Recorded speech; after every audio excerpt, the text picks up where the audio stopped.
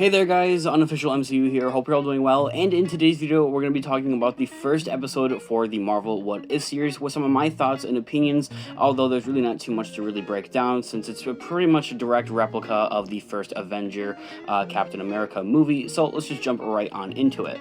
Overall, first impressions was this was way more than I was actually expecting, to be 110% honest with all of you guys. I was expecting something way less and not as cool, honestly, and not as really into it. I thought these were just kind of gloss really over these types of stories, when really these what if stories are really going more in depth into these characters. I really thought that the show and its episodes were going to be like 20 minutes or something, maybe even 15 minutes at that, and just kind of gloss over some of the basic stuff. And that's what it pretty much did. It got a few of the montage-y type of things there, and it pretty much covered main events that happened throughout the movie, except, you know, with the whole what if part being Captain Carter. She was absolutely amazing to see, and really way more than I expected, honestly. The only problems I do have with this overall show, as of right now at least, and really this overall episode is what it's more geared towards, we'll have to see with the future episodes and how those all go, was, for one thing, the pacing, and this other one's a more personal thing. Was Peggy Carter stronger than Steve Rogers, or is that just me?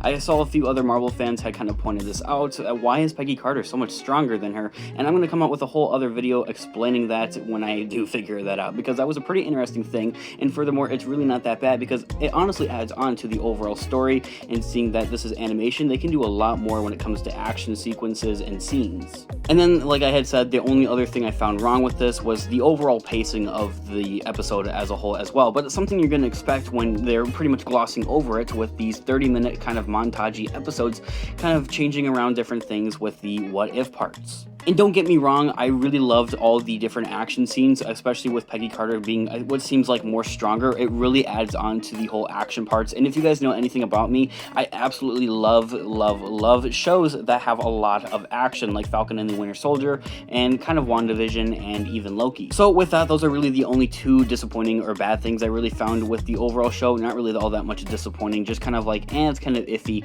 types of things. Overall, the rest of the show is absolutely amazing, blew me away, absolutely loved it.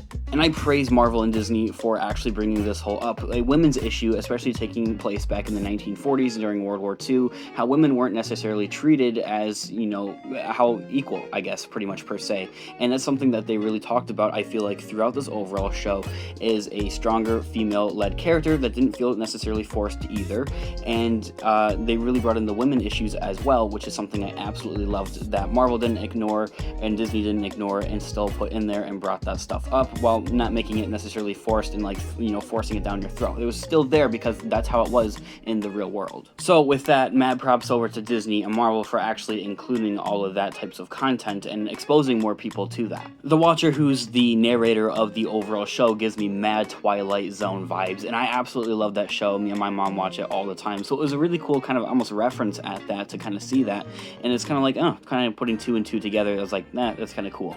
And then talking about other characters like Steve Rogers and Bucky Barnes, they weren't necessarily completely silenced. They still played pretty prominent roles throughout the overall show and episode at that.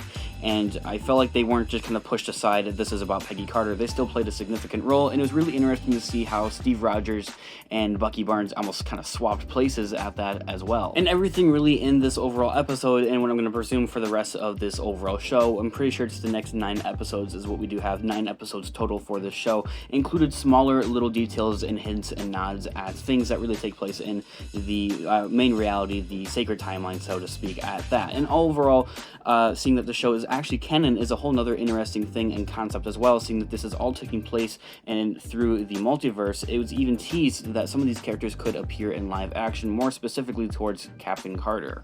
Also noticing the reason why they call her Captain Carter is because there's another comic book character that very well could be introduced in the future timeline of the MCU and Marvel Cinematic Universe, is Captain Britain. However, like I was saying, small details that kind of hint back over to the sacred timeline, so to speak, in the main movies, seeing when Bucky jumped onto the train and almost got his arm ripped off from Peggy Carter, seeing how he lost his arm from that whole situation as well in the main sacred timeline.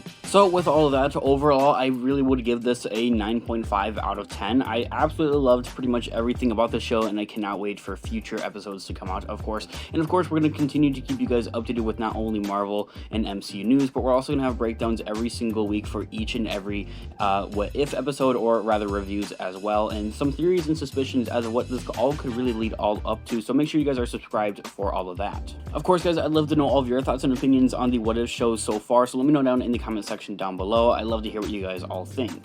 Leave a like on the video if you enjoy it, as it really does help with the channel, and check out our Instagram on official MCU for more Marvel related content, guys. Thanks so much for watching today's video. Peace out.